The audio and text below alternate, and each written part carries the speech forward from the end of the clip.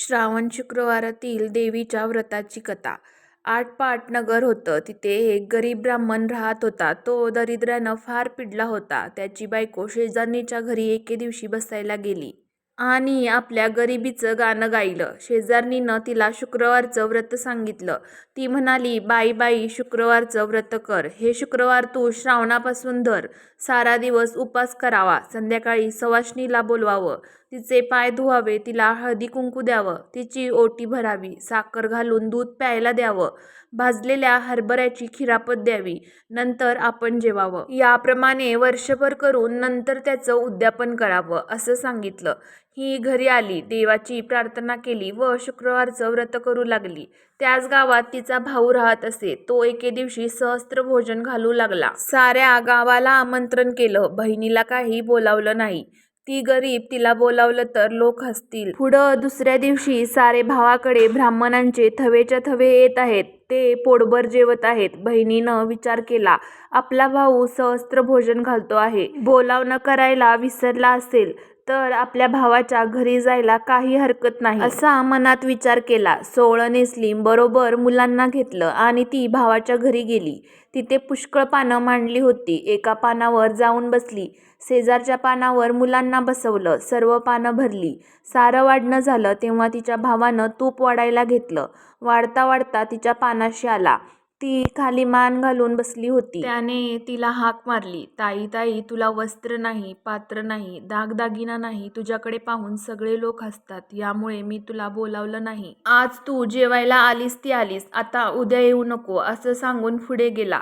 ही आपली तशीच जेवली. हिरमुसलेलं तोंड केलं. मुलांना घेऊन घरी आली.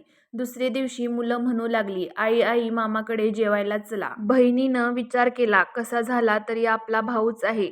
बोलला म्हणून काय झालं, आपली गरिबी आहे तर आपल्याला ऐकून घेतलंच पाहिजे. आजचा दिवस आपला बाहेर पडला तितकाच फायदा झाला असं म्हणून त्याही दिवशी ती भावाकडे जेवायला गेली. भाऊ तूप वाढता वाढता तिच्या पानाशी आला. ती खाली मान घालून बसली होती. भावानं तिला हाक मारली, ताई ताई, भिकारडी ती भिकारडी, आणि सांगितलेलं ऐकत नाहीस. तू जेवायला येऊ नको म्हणून काल सांगितलं. आज आपल्या डुकरीणीसारखी पोरं घेऊन आलीस. आज आलीस तर आलीस, उद्या आलीस तर हात धरून घालवून देईन. तिनं ते मुकाट्यानं ऐकून घेतलं. जेवून उठून चालती झाली. पुन्हा तिसरे दिवशी जेवायला गेली. भावानं पाहिलं, हात धरून घालवून दिली. फार दुःखी झाली. देवाची प्रार्थना केली. सारा दिवस उपवास घडला. देवीला तिची दया आली. देवी तिला दिवसानुदिवस सुखाचे दिवस दाखवू लागली. असं करता करता वर्ष झालं. बाईचं दरिद्र गेलं. पुढं एके दिवशी ती शुक्रवारचं उद्यापन करू लागली. भावाला जेवायला बोलावलं. भाऊ मनात ओशाळा झाला. बहिणीला म्हणू लागला, ताई ताई, तू उद्या आली नाहीस तर मी तुझ्या घरी येणार नाही. बहिणीनं बरं म्हटलं. भावाच्या मनातलं कारण जाणलं. दुसऱ्या दिवशी लवकर उठली. वेणीफणी केली. दागदागिने लायली. उंची पैठणी नेसली आणि भावाकडं जेवायला गेली. तो भाऊ वाट पाहत बसला होता. ताई आली तशी तिचा हात धरला. पाटावर बसवलं. पाय धुवायला ऊन पाणी दिलं. पाय पुसायला फडकं दिलं. इतक्यात जेवायची पानं वाढली. ताईचं पान आपल्या शेजारी मांडलं. भाऊ जेवायला बसला. ताईनं आपली शाल जोडी काढून बसल्या पाठी ठेवली. भाऊ पाहू लागला. मनात कल्पना केली, शाल जोडीनं उकडत असेल म्हणून काढीत असेल. नंतर ताई आपले दागिने काढू लागली. बसल्या पाठी ठेवू लागली. भावाने विचार केला, जड झाले म्हणून काढत असेल. नंतर ताईनं भात कालवला. मोठासा घास केला व तो उचलून सरीवर ठेवला. जिलेबी उचलून मोत्याच्या पेंड्यावर ठेवलं. भावानं विचारलं, ताई ताई, हे काय करतेस?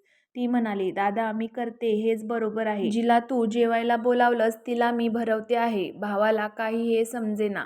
त्यानं तिला पुन्हा सांगितलं, अगं ताई, तू आत्ता जेव तरी. तिनं सांगितलं, बाबा, हे माझं जेवण नाही. हे या लक्ष्मीचं जेवण आहे. माझं जेवण होतं ते मी सहस्त्र भोजनाच्या दिवशी जेवले. इतकं ऐकल्यावर भाऊ मनात ओशाळला. तसाच उठला आणि बहिणीचे पाय धरले. झाल्या अपराधाची क्षमा मागितली. बहिणीनं क्षमा केलं. नंतर दोघं जण जेवली. मनातली आडी काढून टाकली. दोघांनी देवीचे आभार मानले. भाऊ बहिणीकडे जेवायला गेला. तिला आनंद झाला. देवीनं जसं तिला समर्थ करून आनंदी केलं तसं तुम्हा आम्हास करो. ही साटा उत्तराची कहाणी 5चा उत्तरी सुफळ संपूर्ण.